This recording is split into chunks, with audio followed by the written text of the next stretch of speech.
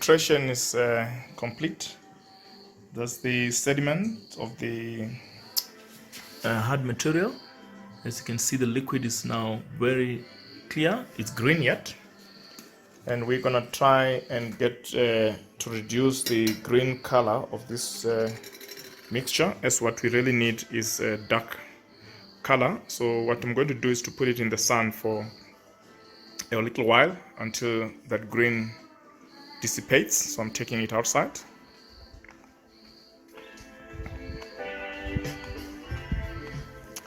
We put it in the sun and let nature perform its duty.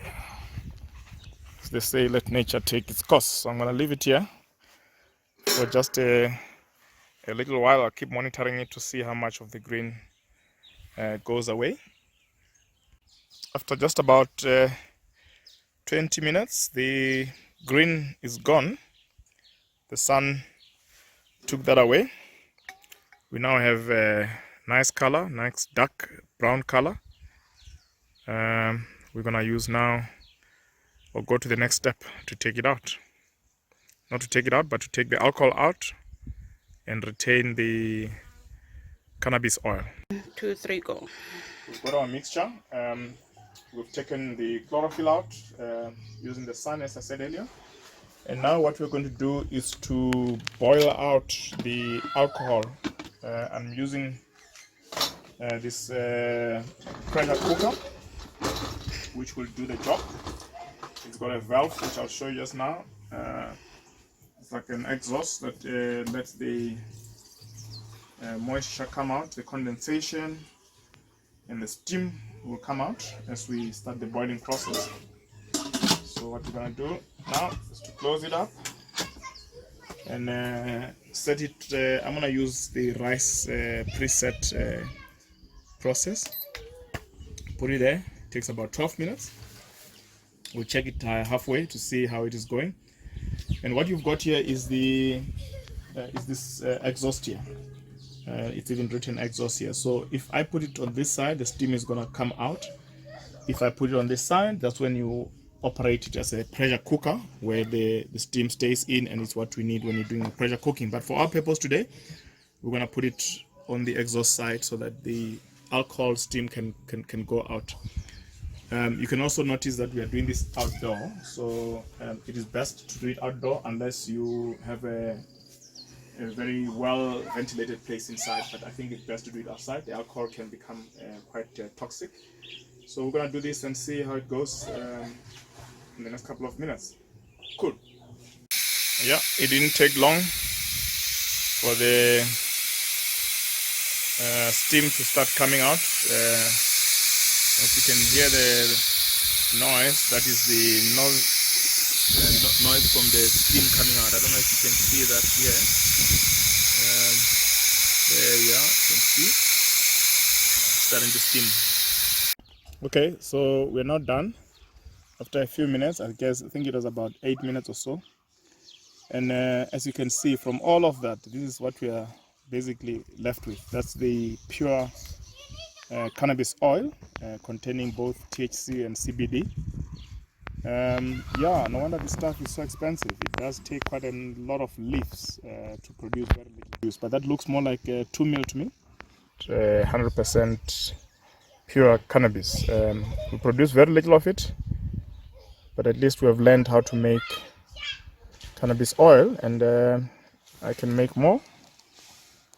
I've still got a few leaves that I can use for that purpose. As you can see, very little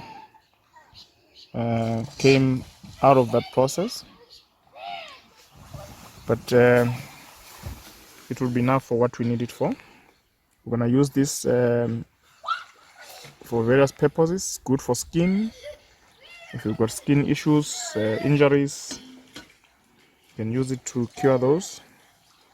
If you've got ailments, other ailments, you can ingest this as a droplet into the tongue. Some people use it that way. We are going to try and mix it with some other edible oil. I'm thinking here coconut oil or castor oil, so that it's easier to ingest. And get the benefit of it, but very happy so far. Okay, so I put about 1 tablespoon of coconut oil, as you can see this here. Some coconut oil. I'm gonna use this because after taking out the cannabis oil, it was so thick like tar. So I'm hoping that coconut oil, which is edible, it's gonna make it a little bit runny. That way it will be easier to use, as I can't imagine how we're gonna use it when it's like so thick. So this is what I'm gonna use. I'm also cleaning the pot from the little bit left of it so that you don't lose anything. So I'm gonna take the coconut oil and pour it into the bottle here. Need some light. Hopefully I don't bend. Yeah, there we are.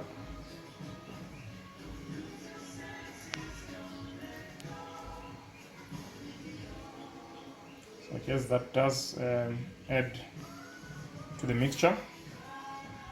There is our mixture. As you can see, this was very, very thick, so I couldn't even use it. So hopefully with the coconut oil it will be usable. We'll have to research other methods of how people use it, but for now this is how I'm doing it. So the coconut oil will hopefully mix with the cannabis oil, and we'll have a nice usable coconut cannabis oil. I'm gonna try it on wounds and skin issues and see how that goes. There is still solid. Hopefully it will melt into that bottle. What I'm gonna do, I'm gonna put it in hot water just to warm the bottle and see if that assists in getting it to bond with the coconut oil.